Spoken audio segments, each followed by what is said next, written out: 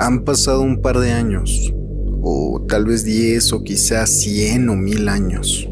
Todo depende del lugar en la Tierra en el que se perciba.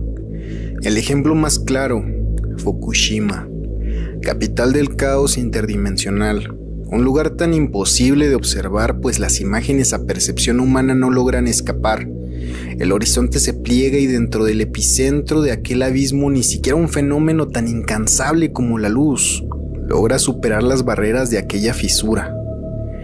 Es tan incomprensible la situación de Fukushima, pues no contamos con las condiciones ni materiales ni académicas para comprenderlo. Las primeras expediciones hacia el epicentro de la ciudad japonesa tuvieron como resultado reacciones inimaginablemente dantescas. El primer equipo en lograr superar la barrera gravitacional de Fukushima vio cómo su cuerpo envejecía en minutos, hasta perder la fuerza vital, desfallecer, y al pasar de media hora sus cuerpos se descompusieron por completo, dando la sensación de que dentro de esos 30 minutos hubieran pasado no menos de 120 años terrestres. ¿Pero cómo es posible?, se preguntaron los físicos especialistas, pues la percepción del equipo sobre su tiempo no cambió. No coincide con las teorías de relatividad del tiempo en el espacio exterior. Pareciera que simplemente la fisura absorbió el tiempo de sus cuerpos, sin más justificaciones lógicas. Basado en el lapso que demoró la fisura en descomponer los huesos del equipo, se llegó a la conclusión de que cada minuto ahí correspondía aproximadamente a 5 años terrestres. Y ese cálculo parecía tener ligeras variables entre más habían avanzado hacia la fisura. Pero la pregunta continúa, pues para ojos de las mismas víctimas no pasaron décadas, sino minutos. Elise Pennubi buscaba formular una reversión de este fenómeno temporal, para así lograr explorar Fukushima y buscar posibles soluciones a esta catástrofe. Laura Gress, la encargada del instituto en ausencia de Azcarrieta, pidió que se localizara al Dr. Fidalgo como diera lugar, pues siendo quien diseñó el motor y descubrió los peligros de intervenir materia orgánica viva con el Dantium activado, pudiera explicar cómo es que ocurrió aquella catástrofe. Pero sería una tarea difícil, pues después de liberar a Fidalgo, el doctor esperó un tiempo en cuarentena, ya que estuvo expuesto a aquella protoballena en la que se convirtió la nave del experimento desastroso. Posterior a cumplir su resguardo, el doctor cobró un fideicomiso por la patente del motor y compró una pequeña isla cerca de Baja California. Luego de eso no se supo nada de él, por años, o décadas, o quizás siglos. La doctora Gress viajó personalmente, desde Nueva Vizcaya hasta Baja California. La fisura imposibilitaba los viajes en avión, pues las personas comenzaban a envejecer durante el trayecto hasta su muerte. Por lo tanto, hasta no entender completamente el fenómeno, no se harían trayectos largos a tanta velocidad. Los expertos del instituto recomendaban viajar a menos de 30 km por hora, para evitar que los cuerpos sufran ataques de temporalidad durante el trayecto, por lo que la doctora tuvo que tomar un viaje de 9 horas, llegando a su destino justo media hora antes de salir de Nueva Vizcaya. Toda esta locura debía solucionarse, y lo más cercano a una respuesta estaba perdido en su propia isla, y la pregunta es ¿por qué? ¿Acaso la mente más brillante de la historia moderna nos había abandonado en medio de la peor crisis cósmica jamás imaginada? Después de algunas semanas buscando y preguntando por el Dr. Fidalgo, el dueño de un bazar de antigüedades por fin les dio luz al equipo de Elise Pennubi, pues ubicó una persona muy parecida a las fotografías de Fidalgo. Les comentó que hacía algunos meses esa persona había llegado al bazar a comprar todas las unidades de reproductores antiguos de DVD, Blu-ray y hasta de PlayStation. También aquel hombre les pidió si pudieran hacer llegar más y se los pagaría al doble del precio en el mercado, a lo que el encargado del bazar quedó en el acuerdo de entregarle un cargamento entero de estos dispositivos al misterioso hombre al caer la tarde del sábado. No fijaron una hora específica, pues no se puede fiar de horarios con tal fisura en el planeta. ¿Cuál sería la manía del Dr. Fidalgo por tantos reproductores de videos? Claro, en el caso de ser aquel personaje del que nos habla el hombre del bazar. La doctora Gress mandó a la mitad del equipo de vuelta a Nueva Vizcaya, a seguir investigando posibles formas de llegar al epicentro, mientras ella y un reducido grupo esperaban al hombre de los DVDs. Después de una legítima e inexplicablemente lenta semana, llegó el momento de entregar el cargamento al hombre. La doctora Gress y su equipo observaron a la distancia. Ella conocía perfectamente al doctor Fidalgo, además de contar con un programa de reconocimiento facial.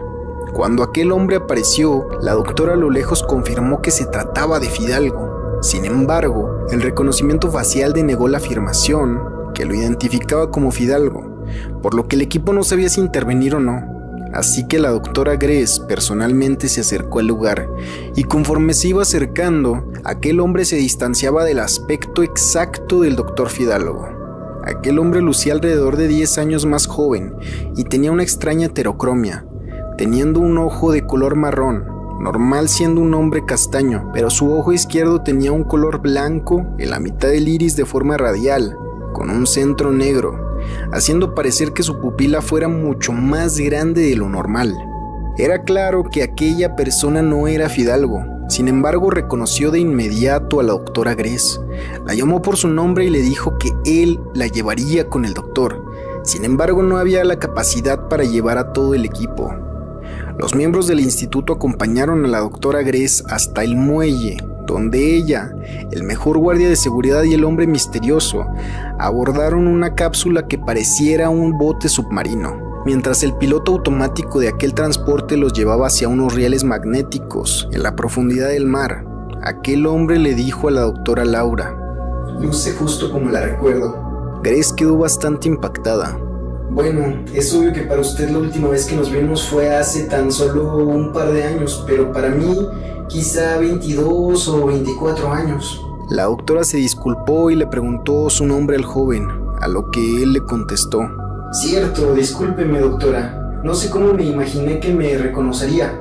Soy Mateo Fidalgo, el hijo del doctor León Fidalgo, y nos conocimos en el instituto cuando yo tenía 8 años, hace 2 años para usted. La pequeña nave se ensambló en una vía magnética y comenzó el trayecto. El guardia de seguridad intentó levantarse de su lugar, pero Mateo le pidió que permaneciera sentado, pues cualquier movimiento fuera del cálculo podría resultar en un gran peligro para todos. La nave llegó en segundos hacia la base submarina. Mateo les indicó que debían portar unos trajes especiales para salir. Al ingresar a la base submarina, la doctora Laura y el guardia comenzaron a sentir mareos, a lo que Mateo les comentó que era una respuesta natural que sintieran vértigo mareos. La base era móvil y se encontraba orbitando alrededor de la fisura en Fukushima.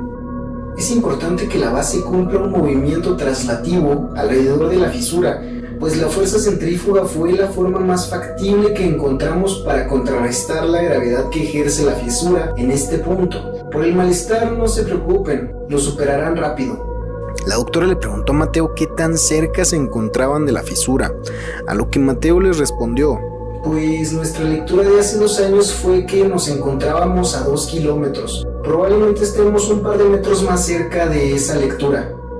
El hijo del doctor explicó que la fisura ejerce un poco más de fuerza de la que se puede contrarrestar. La doctora tenía tantas preguntas simultáneas que no supo ordenarlas. La primera de ellas fue cómo lograron llegar desde México hasta Japón en segundos. Otra fue sobre la fuerza de gravedad que ejercía la fisura hacia todo lo que lo rodeaba.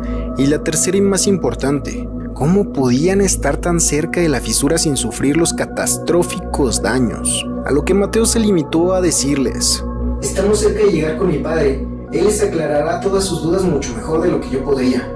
Mientras caminaban, Mateo, quien tenía mucho mayor carisma que su padre, seguía hablando con sus visitantes. Es curioso, mucha gente piensa que Albert Einstein descubrió el einsteinio. Es una conjetura lógica, sin embargo no es así.